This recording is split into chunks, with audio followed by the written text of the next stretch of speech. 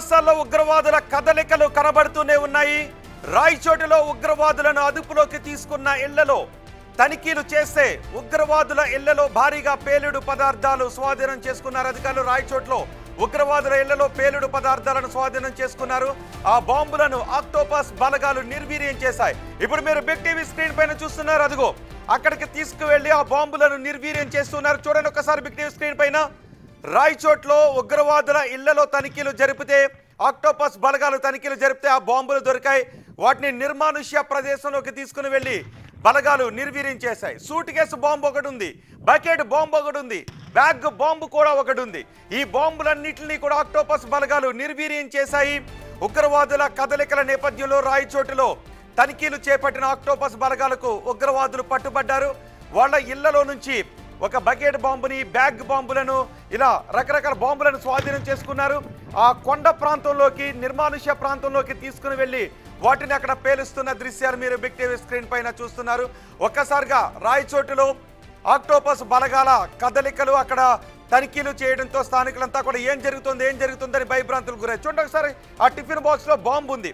గతంలో కూడా మనం చూసాం, హైదరాబాద్ లో లుంబిని పార్క్ దగ్గర కావచ్చు, గోకుల్ చాట్ దగ్గర కావచ్చు, ఇలా టిఫిన్ బాక్స్ బాంబులు పెట్టి ఎల్బీ నగర్లో సాయిబాబా గుడి, దిల్సుఖ్ నగర్లో సాయిబాబా గుడి ముందు పేల్చిన బాంబులు కూడా ఇవన్నీ కూడా మనకు గుర్తున్నాయి. ఇలాంటి టిఫిన్ బాక్సుల్లోనూ, బట్టల బ్యాగుల్లోనూ, సూట్ కేసుల్లోనూ బాంబులను పెట్టి జనాలు ఉన్న చోట వాటిని వదిలేసి వెళ్లి పేలుళ్లకు పాల్పడే కుట్రను చేశారు ఉగ్రవాదులు. ఇప్పుడు ఆ ఉగ్రవాదుల కదలికలను పసిగట్టిన ఆక్టోపస్ బలగాలు ఉగ్రవాదులను పట్టుకొని ఆ బాంబులను స్వాధీనం చేసుకుని నిర్మానుష్య ప్రాంతంలోకి తీసుకుని వెళ్లి వాటిని పేలుస్తున్న దృశ్యాలు బిగ్ టీవీ మీకు ఎక్స్క్లూజివ్గా అందిస్తోంది.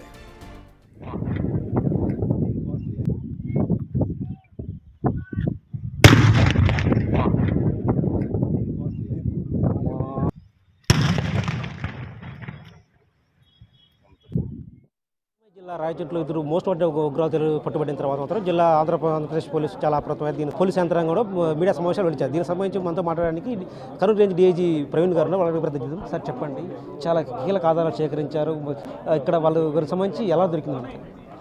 మనకు తమిళనాడు పోలీసులు 3 రోజుల క్రితం ఎన్బిడబ్ల్యూ ఎగ్జిక్యూషన్కి మనకు సహకారం అడిగారు, మనం సహకరించాం. కానీ అప్పటికి వారు మనతో ఎటువంటి వివరాలు మనల్ని గోప్యంగా ఉంచినారు. తర్వాత గోప్యంగా ఉంచి తర్వాత సబ్సిక్వెంట్గా మనకు వివరాలు చెప్పినప్పుడు మనకు ముందెందుకు చెప్పలేదంటే ఇది కమ్యూనల్లీ సెన్సిటివ్ ప్లేస్ కదా, మీకు ఏమైనా శాంతి భద్రతల సమస్య వద్దని మీకు అక్కడ వివరాలు చెప్పలేదన్నారు. సో మరి ఇంతటి స్థాయి తీవ్రవాదులు ఉన్నారంటే ఖచ్చితంగా ఏమైనా ఉండే అవకాశం ఉండొచ్చు, మీరు మరి ఉంటే చూడండి అంటే సబ్సిక్వెంట్లీ మేము మా దర్యాప్తు చేపట్టి వాళ్ళ ఇంటి యొక్క సోదా చేయడం జరిగింది. సోదాలో ఇవన్నీ సామగ్రి దొరకడం జరిగింది. అంతకు మించి మనకి ఇంకా పూర్తి వివరాలు అనేది లోతైన దర్యాప్తు మనం చేపడతాం. అప్పటి వరకు మనకు పూర్తి వివరాలు ఏమీ తెలియదు. ఈ ఉగ్రవాదులు ఎక్కడి నుంచి వచ్చారు, ఇక్కడ ఎప్పుడు సెటిల్ అయ్యారు, వీళ్ళకి సంబంధించి ఇక్కడ స్లీపర్ సెల్ ఎవరు ఉన్నారో సహకరించి వాళ్ళని సంబంధించి విచారణ చేపట్టారా? ఇప్పుడు చేపడతామండి, మనకు టైం పడుతుంది వివరాలు రావటానికి. వాళ్ళని మనం కస్టడీ తీసుకునే వరకు మనకు ఎటువంటి వివరాలు మనం ఏది అథెంటిక్గా మనం చెప్పలేం. అంటే ఇక్కడ సంబంధించి కూడా దాదాపు ఒక 30 బాంబులు తయారు చేసే మెటీరియల్ వాళ్ళ దగ్గర దొరికినప్పుడు దానికి సంబంధించి మనం ఇక్కడ ఎక్కడి నుంచి సప్లై చేశారు, వీళ్ళకి ఎవరు సప్లై చేశారనే కోణంలో ఏమైనా విచారణ జరిగిందంటారా? ఇప్పుడు ఏవైతే దొరికినాయండి చాలా వరకు లోకల్లీ దొరుకుతాయి. ఎరువుల కొట్టులో దొరికే సామాన్లు చాలా ఉన్నాయి.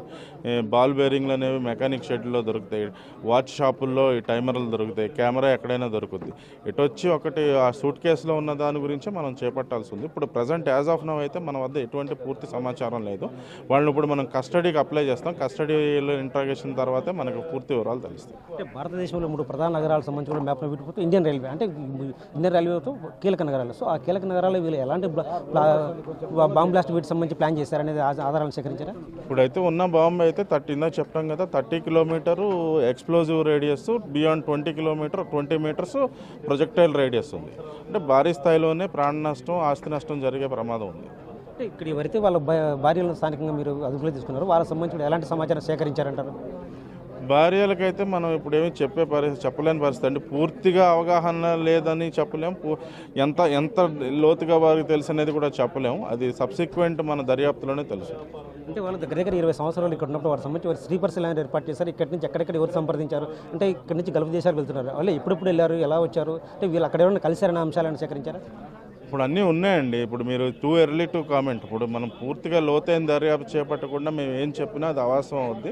ఇప్పుడు మా దగ్గర ఓన్లీ ప్రాథమిక ఆధారాలు ఉన్నాయి. సర్చ్లో దొరికిన సామాగ్రి ఏదైతే ఉందో దాన్ని అంతటినీ కూడా ఒక క్రమ పద్ధతిలో దాన్ని లోతైన విచారణ చేపడితే మొత్తం పూర్తి వివరాలు తెలుస్తాయి. ఇప్పుడైతే మీరు అడిగేదానికి ఎటువంటి సమాధానం లేదు. అంటే బెంగళూరు మల్లేశ్వరం బాంబ్ బ్లాస్ట్లో కూడా వీళ్ళు కీలక నిందితులుగా భావిస్తారు. ఎందుకంటే వీళ్ళకి రాయచోట్ల స్థిరపడిన తర్వాత బెంగళూరు బాంబ్ బ్లాస్ట్ జరిగింది. అంటే ఆ బాంబ్ బ్లాస్ట్ కేసుకు వీళ్ళకి లింక్ ఉందంటారా? ఇప్పుడు బెంగళూరు బాంబ్ బ్లాస్ట్లో అబూబకర్ సిద్దికీ అనే ఆయన ప్రథమ ముద్దాయిగా అభియోగించబడ్డాడండి. ఇప్పుడు మనం పట్టుకున్నది అబూబకర్ సిద్దికీ. మనకున్న సమాచారం ప్రకారం 20 సంవత్సరాలుగా రాయచోట్ల ఉంటున్నాడు. అంటే ఇప్పుడు బెంగళూరు బాంబ్ బ్లాస్ట్ జరిగి 12 సంవత్సరాలు అయింది కాబట్టి ఇక్కడికి స్థిరపడ్డ తర్వాత అది ఆ ఉగ్రవాద చర్య చేపట్టారని మనం చెప్తున్నాం. అంటే వీళ్ళకి సంబంధించి కూడా మరికొన్ని కీలక ఆధారాలు సేకరించడంలో స్థానిక వ్యక్తులు ఎవరైనా గుర్తించారు? కాల్ డేట్ ఎప్పటికే సేకరించి ఉంటారు సార్. ఆ కాల్ డేట్లో స్థానిక వ్యక్తులు ఎవరైనా గుర్తించారా? ఇంకా ఏం లేదండి, మీకు అన్ని వరుసగా క్రమేపీ చెప్తా ఉంటాం, మీకు తెలియపరుస్తాం. రాయచోట్లో పట్టుబడిన ఉగ్రవాద టెరరిస్టుల కేసులో మాత్రం కీలక ఆధారాలు సేకరించని చెప్తున్నారు. ఎందుకంటే ఇక్కడ సంబంధించి కూడా దాదాపు ప్రస్తుతం పట్టుబడిన మెటీరియల్లో మాత్రం దాదాపు 30 బాంబులు తయారు చేసే అవకాశం ఉందంటే 30 బాంబులు తయారు చేసే అవకాశంతో ప్రధాన నగరాలు ప్రధాన అంశాల్లో కూడా వీటి అసలు పేలితే చాలా బాంబు నష్టం జరిగే అవకాశం ఉంటుంది. కాబట్టి వీటికి సంబంధించి త్వరలో కూడా ప్రధాన ఆధారాలు సేకరిస్తున్నాం. భవిష్యత్తులో వీటికి సంబంధించి కూడా ఉగ్రవాదులు ఎవరు ఉన్నా, వీళ్ళకి ఎవరు సహకరించారు, ఇక్కడ స్లీపర్ సెల్ ఎవరు అనే అంశాలపై తొందరలో వెల్లడిస్తామని చెప్తున్నారు. కెమెరా పర్సన్ సుదర్శన్తో శివ, బిగ్ టీవీ, రాయచోటు నుంచి.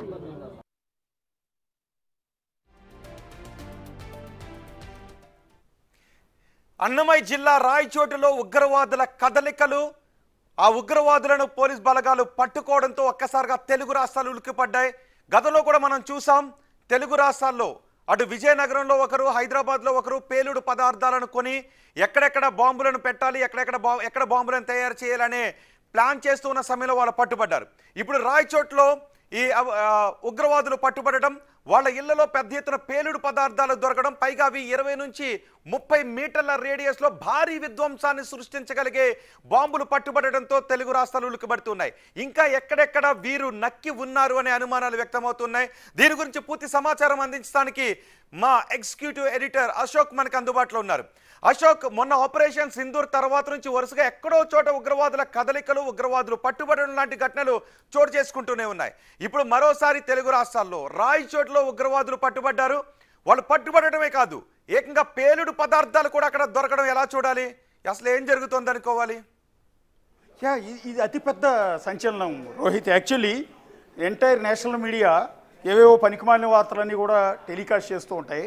ఇది అతిపెద్ద సంచలనం. ఎందుకంటే ఆంధ్రప్రదేశ్ పోలీసులు, ఆక్టోపస్ సిబ్బంది కలిసి సాధించిన అతిపెద్ద విజయం ఇది. ఎందుకంటే ఏకంగా ఒక అతిపెద్ద టెర్రర్ గ్రూప్ని ఆంధ్రప్రదేశ్లో, అది కూడా కడప జిల్లాలో రాయచోట్లో పట్టుకోవటం. గత 20 ఏళ్లుగా తప్పించుకుని తిరుగుతున్న, మారువేషాల్లో తిరుగుతున్న టెర్రరిస్టుల్ని ఆక్టోపస్ సిబ్బంది వచ్చి ఇక్కడే మకాం వేసి మొత్తం ట్రేస్ అవుట్ చేయటం.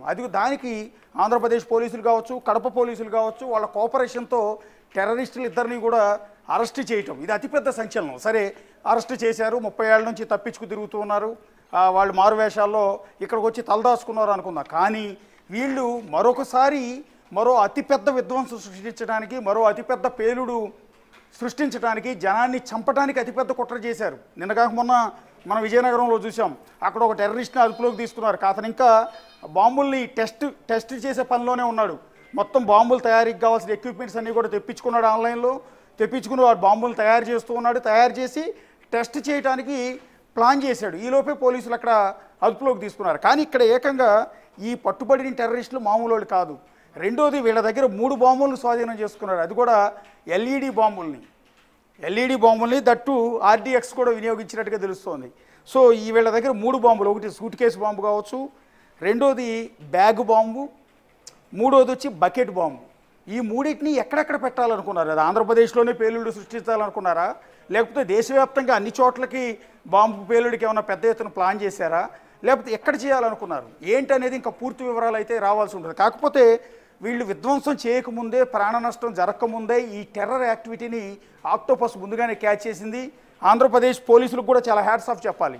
ఈ వెంటనే అక్యూజ్ని పట్టించడానికి, తీవ్రవాదుల్ని, ఇప్పుడు కడప జిల్లా మారుమూల రాయచోటు జిల్లా, రాయచోట్లో ఇలాంటి యాక్టివిటీస్ ఎప్పుడు కూడా లేవు. సో అలాంటి చోట ఇంత పెద్ద తీవ్రవాదులు ఉంటారని, వాళ్ళ దగ్గర ఇంత ఎక్స్ప్లోజివ్స్ ఉంటాయని, ఇంత పేలుడు సృష్టించడానికి పథకం రచించారంటే ఎవరు ఎక్స్పెక్ట్ చేయరు, ఊహించరు కూడా.